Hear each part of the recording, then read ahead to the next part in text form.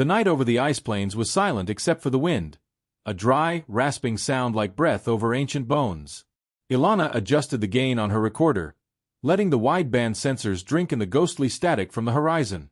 The auroras here spoke in whispers, frequencies too low for most ears, but she had trained herself to hear the shapes of their meaning. The elders called it the Long Dawn, that forgotten age before the world was thawed and mapped, when the sky was closer and the air was heavy with firelight.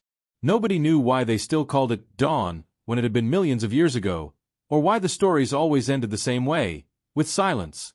Tonight, Ilana wanted proof. Her boots crunched over crusted snow as she moved closer to the ice fissure, a jagged scar that reached down into darkness so deep it swallowed light. She lowered a microphone into the crevice, the cable trembling in the wind. First, only static. Then, something else. A pulse. Slow. Deliberate. Almost like words. She held her breath. Not yet, the sound said, in a voice like far-off thunder. Her hands shook. This was no trick of resonance. The cadence was too precise, the timbre too deliberate.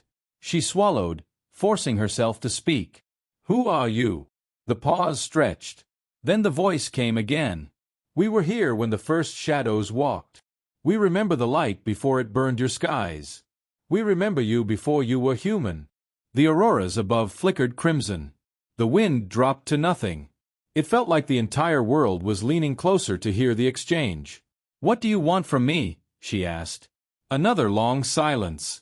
Then, to tell you, the dawn comes again. And when it does, you must choose whether to walk in its light, or burn beneath it. The signal faded, leaving only the empty rush of the wind. The auroras dimmed to green and gold, and the fissure's darkness closed in. Ilana stood there for a long time, staring into the ice, knowing she would never be able to explain what she'd heard, and knowing that somehow, it didn't matter. The long dawn was coming.